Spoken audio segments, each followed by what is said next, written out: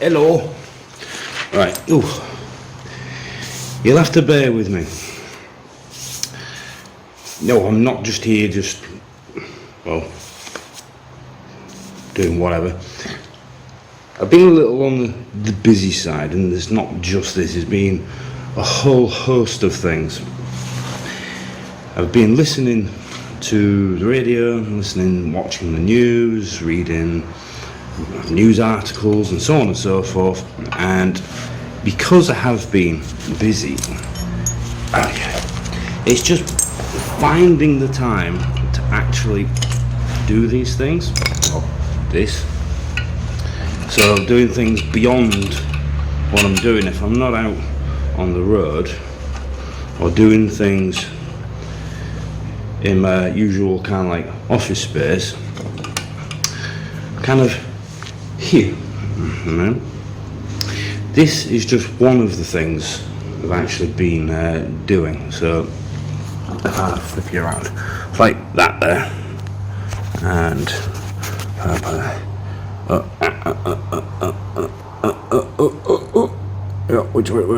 no, I'll just block that part out, right? Repairing that.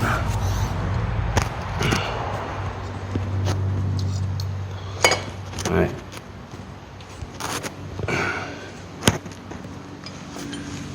You can still see me. Right. I've been doing this. So currently, the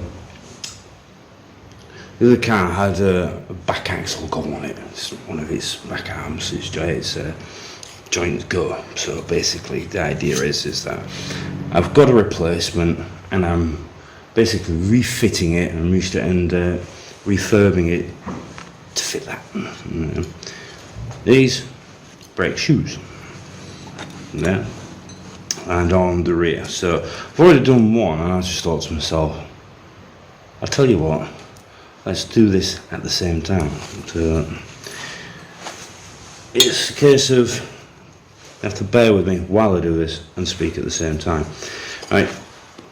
So you've been wondering what's going to happen. There's a lot of concerns surrounding coronavirus, then there's the legalities surrounding the European Union, and so on and so forth. Right. So, coronavirus. I'll tell you what I'm going to do for the coronavirus. I did do something for you back in May, I did, and the upshot was it's a form of kind of like anticipation or forecast, or you know, it's slightly prophetic in some ways, but anticipating a second wave. So tell you what to do, have a watch of that one. I'm still going to carry on with this. Time-lapse wise, I'll still be doing this because I'm going to integrate it into the video. So, we're back in a moment. That being the case, right, it's just camera stuff. I'm running off my laptop and moving around at the same time. That being the case, then yeah, it makes sense as to why you would be wanting to, ease on lockdown. And I'm sure everybody is itching to get out, but at the same token, it's kind of like, I'm kind of liking what's going on at the moment. But again, being in the state of lockdown, for all those who are enjoying being indoors or being at home and enjoying the freakishly, for the time of year, warm weather and whatnot. Interesting, isn't it, what we're saying?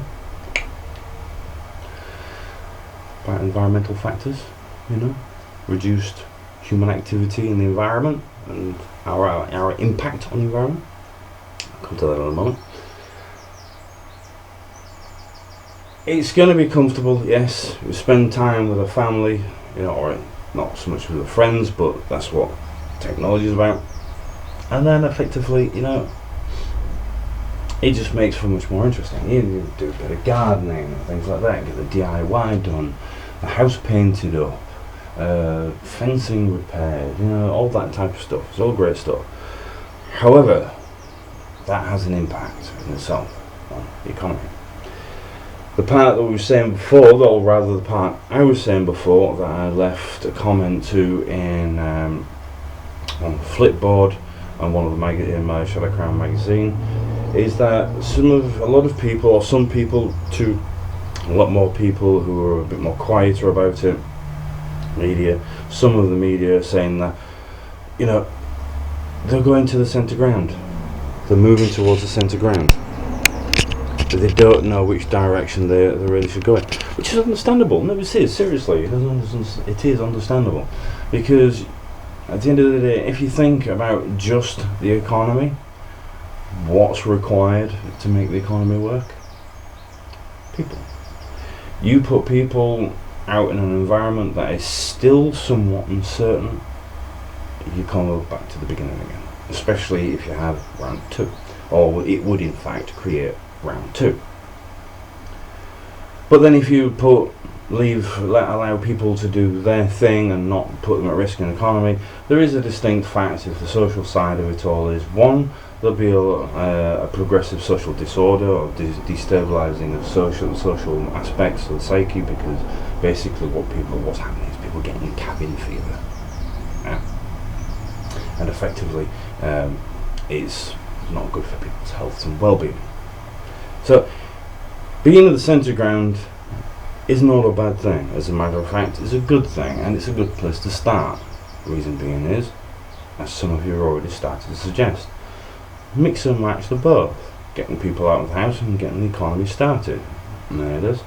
Getting people out of the house and getting the economy started should be done progressively to a point whereas you're building people back up to go into the broader sphere of things.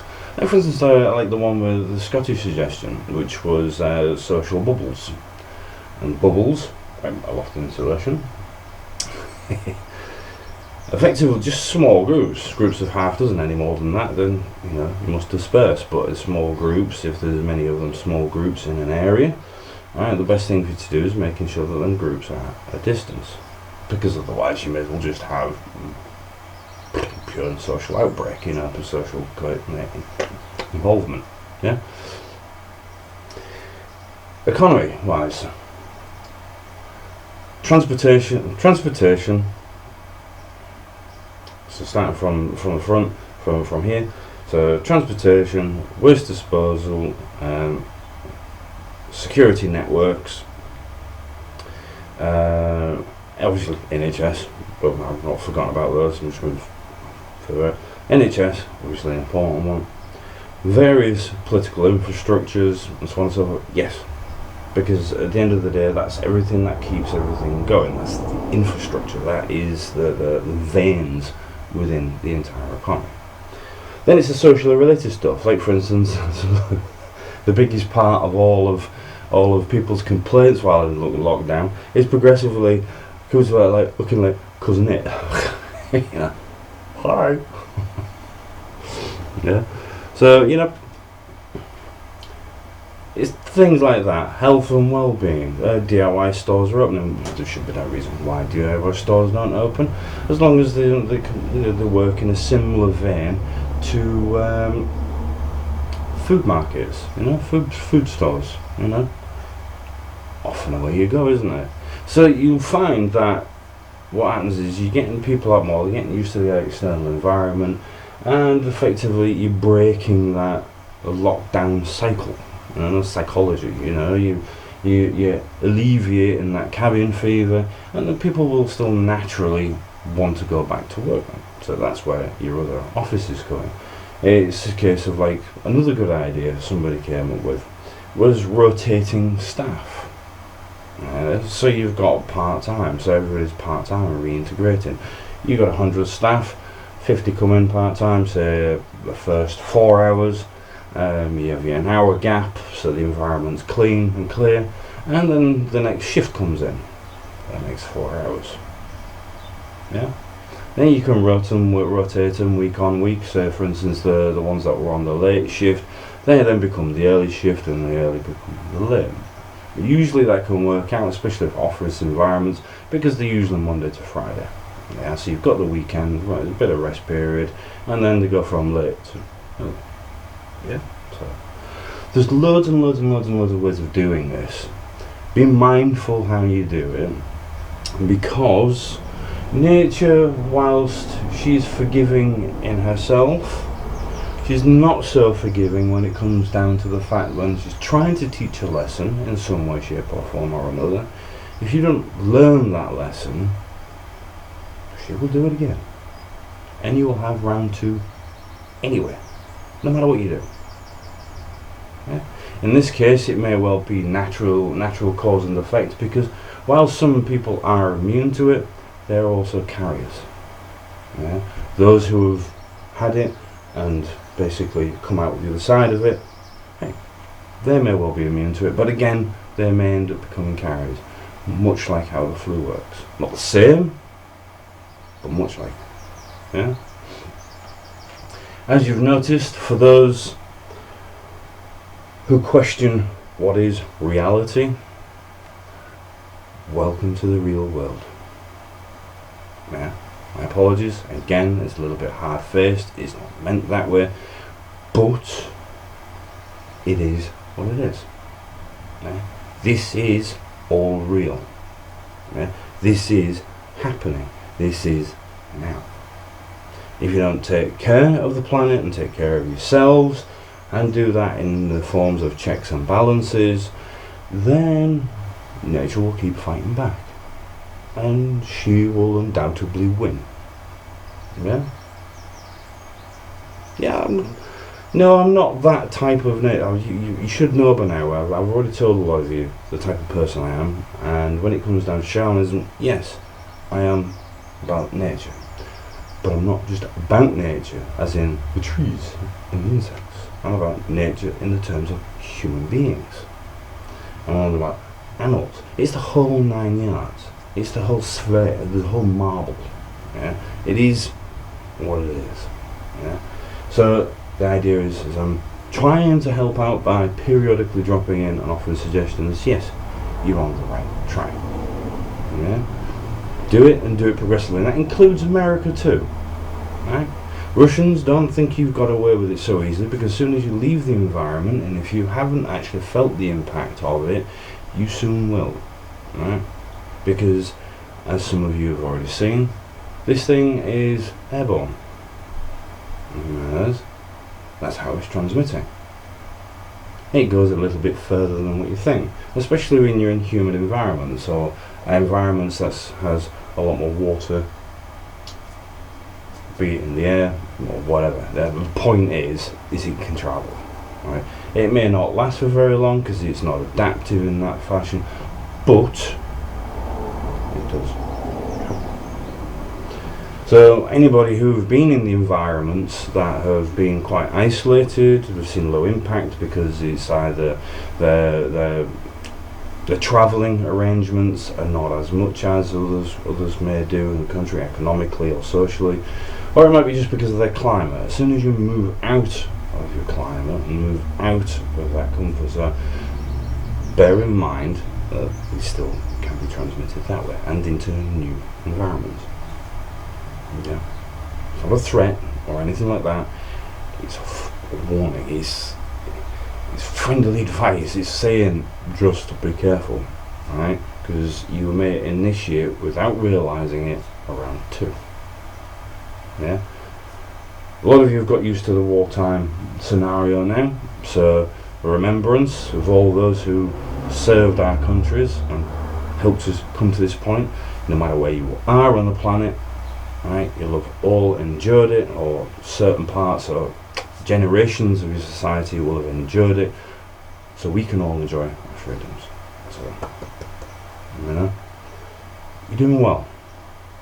Yeah? Let's not spoil that. Yeah? Beyond that, I think it is better just sticking with the coronavirus theme. I have been watching the EU as well in terms of the negotiations and that. I have been watching various other military activities that's happening. There's it's all there. It is all there. Select stuff just as a matter of interest. I've seen space exploration. So this lockdown has also paid its due in the terms of it's allowed people to concentrate on stuff. You know, whether it be a personal interest or whether it be a particular project that you started. Yeah, so it's been good for everybody all around. Again, not forgetting about those who have lost their lives to it. So, my respects. But in terms of environment, in terms of ecology, in terms of diversity and economics, social cohesion and connectivity, a realization that this is all real, that you do have an impact and all of this, you know, it's more than it's showing that there's more than a handful of things that we have an impact on as a sentient being or sentient entities, as a species on this planet. And that part about the European Union, as in the terms of negotiation, there's a flip side, is their realisation, and even more so than before, acceptance of the fact that change needs to happen. It's not survival of the fittest anymore. As a matter of fact, it's never been the survival of the fittest. It's always been the survival of those who can adapt. Change. Yeah? You don't change, you don't adapt, you're gone. Right? I hate doing that. It seems quite callous, you know what I mean? But that's this bullfight. Yes. What can I say? It's the life we have. Yeah? Make the most of it. Right. I've yapped on enough now. That's probably going to be pushed on to better part of 35 minutes because of the camera stuff and my phone recordings for DIY. Look after yourselves. It's nice to see you're all beginning to pick back up again, you know, feeling a bit better, and I know that you've seen the other side of all of this. Honour people's memories. Honour the memories of other people by doing what is necessary. Yeah? Not just simply a whim or a will. Doing what is necessary, what needs to happen. Yeah? You enjoy the rest of your day. It's a great day out there, as long with some of the weather that's coming and going across the UK and that, and I've noticed across the map enjoying it as well. And we'll see you again soon. Right. That said, now you're caught up to date with it, of what I was saying before, what you're actually facing is a second round of COVID. Yeah? Peaks and troughs, so on and so forth. And the problem you have is that it's back again. Right. Yeah, unfortunately, lockdown is going to be inevitable. However, this time, I would go as far as to say that I agree with the bubbles, but if a full-on lockdown has to happen, this is where most people would agree, because of the economic impact it had before. The best course would be is to structure a plan whereby, how do we put it? It's an economic plan, whereas the economy still runs, but society is unfortunately on the bare minimum of interaction and participation. Because it's going to increase to one extent or another, you never know, the social distancing element might actually work to a point where you may be able to actually reduce the infection rate before you even need to. You need to get to that point. So if you don't, then how's the best way of doing it? Well, I would go as far as saying, in terms of keeping things moving, the best way to look at this would be to look at it from helping businesses with their digital infrastructure or technological infrastructure and transportation. Public transportation. The public transportation element is then basically for economic use, like it before with the passes. It's for economic use and people with health related issues, like for instance going collecting medicines, medications and whatnot, or if needs be taking kids to school, if indeed schools still continue to run. So that would take care of that. So what you've actually got is elements of normality still continuing, but you've got, like for instance, you know, your 10 o'clock curfews and things like that. Yeah, fair enough. The COVID virus doesn't become active at 10 o'clock. It's like, we'll leave everybody until 10 o'clock and I'll come out. And if there's anybody out, oh, I'm going to get them. You know what I mean? It's going to happen, whether you're in or you're out. You know what I mean? Just one of them things. Indiscriminate. Doesn't have a watch or anything like that. So, as some have been saying. So the upshot of it all is that it's creating a bit of a mix. Yeah, creating a bit of a mix within social and economic infrastructures, which then keeps things moving then. You know what I mean? Businesses are not going to collapse, people are not going to necessarily become unemployed, and they're on out. Right, that's pretty much about it. You've got all the information you need now, how such viruses and whatnot act and react, you know, how they spread, you know, like you've done with, like you do with the flu, or any other virus of that effect, you know. So the point in case of it all is you're now armed with the information that you need to make any sort of recovery plan work. Like I was saying to you before about 6 Ps or 7 Ps, and I've just reduced it slightly because of being PC.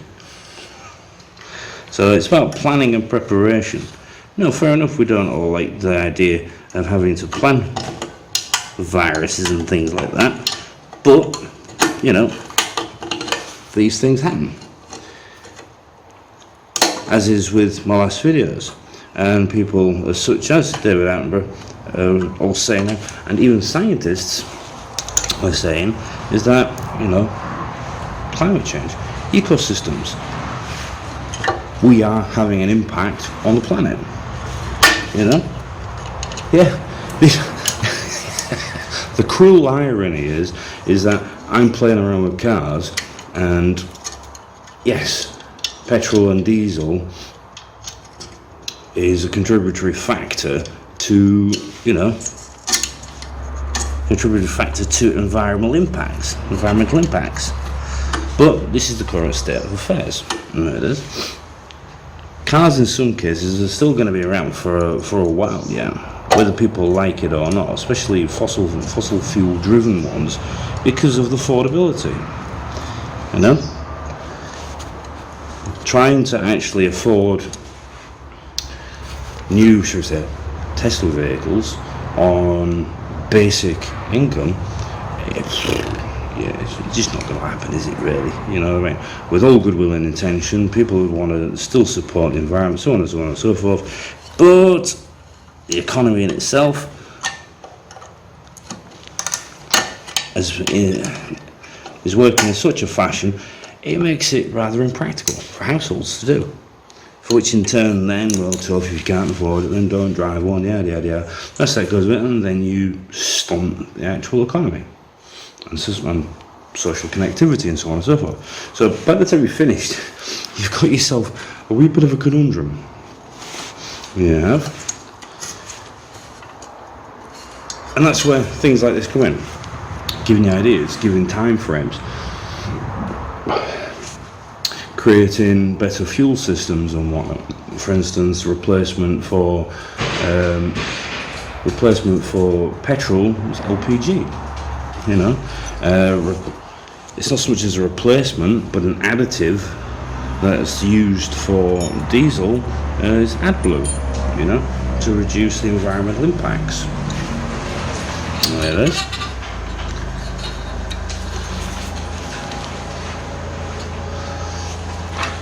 So I have people coming and going in the background and whatnot, so you just have to bear with the noise and all that. If I have to pause it, I will do so. But yeah.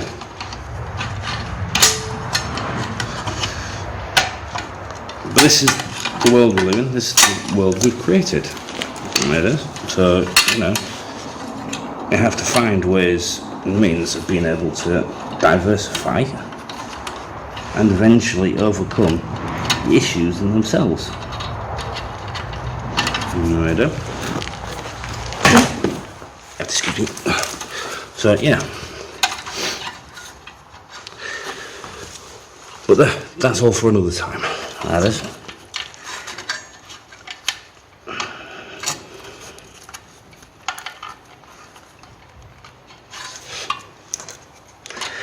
Right, now, the other thing, as in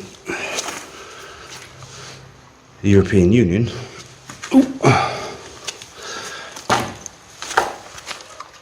is as such, just bear with me, there's a bit more noise going on next door than I think the mic on this would have been able to handle. So I've brought you inside the project vehicle that I'm working on at the moment. Alrighty, so yeah, environmental factors within all of this. A lot of people are now accepting the fact that yes, we're having an impact on the environment. It is as plain as the nose in your face, or the dirt on mine, one or the other. And eventually we're going to have to come to the point where we move off of the dependency of fossil fuels. Yeah. I'm reckoning that if things can be worked out, that eventually people will be able to afford to move on to full electric vehicles. If indeed that is looking like it's not, which based on incomes, earnings, you're not. The only way you're going to be able to really do it is synthesizing particular fuels that are better for the environment. So we're doing just scaling it down and effectively making, because it's like with most things, when something new comes to the market, it's more expensive and it's usually well and truly out of the scope of individuals' finances or household finances. So then after a period of time, the value of it begins to decrease. Becomes affordable. The only way I can put it, really. Now, and up until that point in time, you're going to have to create, like you've figured out with this virus, is that you're going to have to put plans in place where things are scalable and it's sustainable for people's incomes. Yeah, until such a time where people can actually afford new cars, new electric cars, full electric cars. They could drive vehicles like this, but they'll be fully electric. After all, the amount of power distribution across motors, the way it's going at the moment, they can power trucks, and power buses, things like that. So, you could have a whole host of types of vehicles that run on electric. But between now and then, It's, like I say, it's creating synthetic fuels. It's moving away from petrol and going into, say, like for instance, LPG, or towards something that's a bit more synthetic, but it's better for the environment when it burns off. You know, with the catalytic converters and so on and so on and so forth. Same with diesels. Yeah. You got your AdBlue, but AdBlue is more of an additive, so you end up creating more of a synthetic diesel, which is based on the principle of AdBlue. And then again, you've got your catalytic converters and so on and so forth, which then clean up the emissions. Yeah. That's cars then sorted to a point where they're still affordable, and then eventually, when new vehicles such as your electric ones become, again, affordable for households. That's one element within it all. Hunting of animals. I'm not saying that veganism is the right path and all the rest that goes with it, because even if you stopped eating livestock, it's still not going to decrease the want and need in some people for sport and taking it and, you know, trying to capture or kill for various raw materials off of rhinos or elephants and whatnot, is it? But it's not going to make a blind bit of difference. Having a moderate diet, like for instance, everything in I was told many times over the years, you know, everything in moderation. As it's evolved over the years, everything in moderation, but more moderation itself. So, you know, you balance a diet out. We need the proteins and so on and so forth. If we completely disband the eating of meat, then basically either a certain particular livestock then becomes extinct within itself. So by the time you've actually finished going, you know, with the livestock extinction over a population of livestock, you're kind of shooting yourself in the foot. Yeah? Because if you don't actually balance all of this lot out properly, hence the reason why I've used the saying right from the beginning for over 10 years now, for which you've adopted and I appreciate greatly for,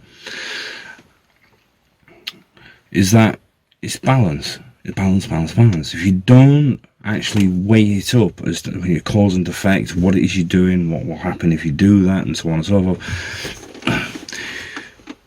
with all goodwill and intention, you could do more harm than good. Yeah. Right. I'm pretty certain you know how all of that lot works. You've seen the video of what I was saying about the idea about that there's a second coronavirus, wave of coronavirus coming, the precipitation transfers through precipitation or water, and so on and so forth. And you've seen it in the news now. You have, it kind of backs up that, and that was back in May. So we're now in September. Yeah, so that was 4 months ago. It was foreseen. Yeah. Onto the other side of it all, onto the European Union side of it all, the banging the drum of breaking the law. Breaking the law in itself, you don't break it. There isn't actually a law in place as such. Well, there is. You've got your convention, Vienna Convention, laws and treaties, or for treaties in general, which then in itself creates a platform or an outline to how treaties are formed. People then call that a law. Now, in terms of breaking a law or breaking a treaty, no, it's not actually, because if you was to traverse a timeline of the past 10 years and come to understand what has actually been happening across that timeline between the UK and the European Union, you'll see particular behaviours, conduct, attitudes, unbecoming of supposedly civilised, educated, intelligent individuals. Now, a lot of this is being weighted in favour. Now, bearing in mind, I'm not against the EU. I did say this, and I've said it a few times in the past, I'm not against the EU. On a few occasions, I can actually see what they're doing, and I still can. But, as two people have said so far, that the European Union have got a lot to learn. A heck of a lot to learn. That's why they've got the attitude now. Is because they seem to... They were banging the drum many times about protectionism. That's what they're currently doing at the moment. They're protecting themselves against possible, decay or fracturing of what is left of the European Union, making sure other states or countries don't want to leave themselves. So they're cracking the whip hard. They crack the whip hard on those who currently exist and know too full well that, they've got to hold on, financially dependent, and so on and so on and so on and so forth. Whereas with the United Kingdom, we have the capability to actually stand at it alone. We came out of the European Union, or rather we chose to come out of the European Union, because the European Union is in a problematic position. Yeah? It's in a position where it's causing other problems within other countries. So people have come to realise that, and then the idea here is that, well, hang on a minute, we want to step aside here, sort your problems out. We'll be there to help you sort them out, but you're not dragging us into it. Yeah, this is it's like becoming a black hole. It's dragging anything and everything into it within its iris, within its sight. Yeah? And it's causing a massive amount of decay. Hence the reason why we were saying before about the euro. They're treating the euro a bit like an antivirus. The film Terminator with Skynet. Oh, we'll launch this massive weapon and then it'll get rid of the bug. But in actual fact, what happened is it made it worse. Bit of an odd analogy or a comparison, but it's true, isn't it? It became toxic, and that toxicity then spread and amplified, and people didn't like that. Hence the reason why they wanted to step aside. Sort yourself out. We'll stay with you on the sidelines, or rather, not so much as the sidelines, but we will partner with you and help you out, and we'll trade with you, and so on and so forth. Providing you treat us the way you're supposed to treat us, the way you're supposed to treat your own states, the way you're treating your other trading partners. Yeah? This is where the problem comes in now. You're not treating your current states properly. Yeah? You're basically treating your trading partners at the moment in a different manner. And then you've chosen a different approach and attitude towards the United Kingdom. Yeah? 3 different types of attitudes there. No sense of continuity. Yeah? That is evident in itself. I don't need to do anything specific to prove it, because it's already in the media. It's already in the media archives. It's already evidenced. All of that accumulatively makes you step back and think to yourself, well, if we don't get a grip of this now, or if the United Kingdom doesn't get a grip of it now, what's going to happen later on in? The European Union are already known to actually change their treaty from day to day, from month to month, from year to year. Yeah? It's evident within historical documents, going right from the Lisbon, leading right up to the Lisbon Treaty. So you got the Maastricht Treaty right through to the Lisbon Treaty. It's changed. Yeah. Politicians are allowed to do one thing, then they're not allowed to do that thing, and so on and so on. So it's change. Now, yeah, I'm all about change. I've seen a lot of change over the years, and that's what I'm here to help you with. It's change. But change for change's sake, whereas it causes other people's problems. Now, that in itself is a problem, isn't it? Therefore, you need to put something in place to insulate from that. Yeah? So what's that? How do you do that? By actually utilising at least 3 sections, and I've put it in my Flipboard. I will post them up. You probably might see them come up above me. Yeah. Right. 3 articles that allow for any treaty that has been formed to be changed, providing it is justifiable. Now, given everything that I've just said for the past, say, 4 or 5 minutes, has in fact justified the need to implement a certain law within the internal market, because it's called self-preservation based on historical factors. Yeah, I don't need to present any evidence, because the evidence is already there and it's already been seen, and I've given you an outline of it already. So by the time we've finished, we'll be back at square one, and I would end up doing this again. The United Kingdom has not broken any laws. What it's actually done is edited a particular treaty to try and insulate itself from any changes the Lisbon Treaty, or rather the European Union, has plans for itself. As already expressed twice, it needs to change. The European Union have got plans to change, to help improve themselves. What type of impact will that have on both its economic states, its current European Union states, its current economic partners, and us? Very simple, very straightforward, right? The reason I say it is very simple and very straightforward, because you've all had your heads blagged by a sudden shift and change and impact, and politicians who are pro-European Union, without realising or accepting why we're moving away from the European Union, or possibly how long for, are really banging their drums. Yeah? Your head's been sent into a bit of a tailspin because of them, right? Level the playing field, coming from an unbiased and impartial point of view.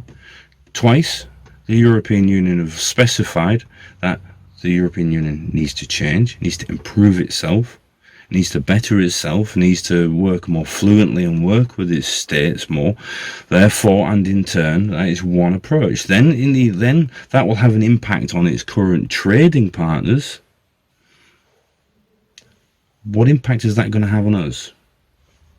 Therefore, an actual caveat, I believe the expression is, has to be installed into the actual treaty to ensure that if something doesn't quite work within the European Union, it insulates the United Kingdom from that impact, like for instance within the Euro. Yeah?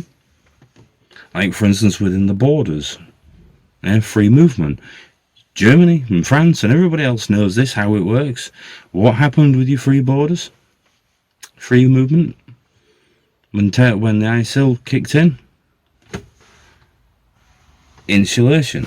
I've always been up for the peace side of things. I've always been up for the free movement side of things. I've always been up for, free trade, and I'm up for the environment. But reality serves its purpose. Or should I say, history serves its purpose to remind us in the current state of reality that when change has to happen, a bit of forethought. No, we don't have a crystal ball. We've only got, hindsight.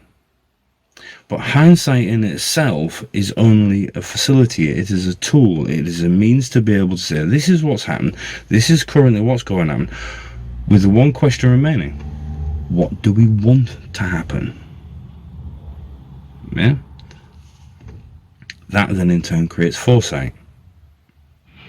Yeah? Creates you the platform for foresight. And so on, and so on, and so forth. Yeah? So, by and large, narrowing this all down, no, the United Kingdom hasn't broken the law. Yes, I know there's QCs and so on and so forth, all looking at this and so on and so forth. I've wrote laws myself. I've ground a country to a halt. Right? Well, based on reasonable nature and behaviour and so on and so forth. I didn't actually grind it to a halt. I just basically says, right, I'm here. This is what's happening. Right? And the only way you're going to get around this is if we agree that yes, I will let you continue, but you listen to what's being said. Yeah? What you do with it then after that is up to you. So I'm being reasonable. Alright?